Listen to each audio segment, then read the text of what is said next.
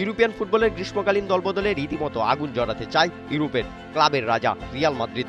লক্ষ্য একটাই, premier league থেকে বিশ্বমানের মিডফিল্ডার দলে বেড়ানো। তার বদলে কয়েক কোটি ইউরো খরচ করতে প্রস্তুত স্প্যানিশ ক্লাবটি। স্প্যানিশ সংবাদ মাধ্যমের প্রতিবেদন অনুযায়ী এমন তথ্য উঠে এসেছে।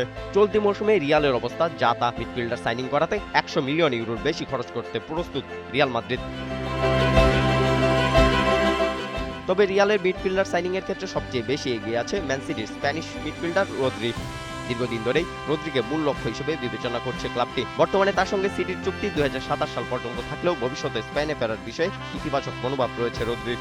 তবে ধারণা করা হচ্ছে এই ট্রান্সফার সম্পন্ন করতে প্রায় 100 মিলিয়ন ইউরোর বেশি খরচ হতে পারে। রদ্রির পাশাপাশি বিকল্প হিসেবে আরো বেশ কয়েকজন ফুটবলারকে রাডারে রেখেছে রিয়াল মাদ্রিদ। এই তালিকায় আছেন চেলসির আর্জেন্টাইন মিডফিল্ডার অ্যানজো ফার্নান্দেজ। অবশ্য অ্যানজো নিজেই স্বীকার করেছেন রিয়াল মাদ্রিদে খেলার জন্য প্রস্তুত তিনি। অ্যানজো ফার্নান্দেজ জানান, মাদ্রিদ শহরটা আমার খুব পছন্দ, বুয়েন্স এইরিসের সঙ্গে এর বেশ মিল আছে। তবে অ্যানজোকে দলে বেড়ানোর ক্ষেত্রে 100 মিলিয়ন ইউরোর বেশি খরচ হতে পারে, যাতে করে সংশয়ের মুখে রিয়াল মাদ্রিদ। রিয়ালের তালিকায় সর্বশেষ সংযোজন ক্রিস্টাল প্যালেসের তরুণ মিডফিল্ডার অ্যাডাম ওয়াটন। তুলনামূলক কম অভিজ্ঞ হলেও ভবিষ্যৎ সম্ভাবনার কারণে তাকে বিনিয়োগ হিসেবে দেখছে রিয়াল মাদ্রিদ। তাছাড়া রিয়ালের জার্সি জড়িয়ে চ্যাম্পিয়ন্স লিগ খেলার সুযোগ পেতে আগ্রহী এই তরুণ মিডফিল্ডার।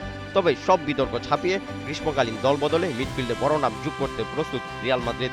তবে শেষ পর্যন্ত কে গায়ে জড়াবে রিয়ালের জার্সি, রদ্রি, অ্যানজো ফার্নান্দেজ নাকি অ্যাডাম ওয়াটন? রাবিত বিন হুসাইন, 71।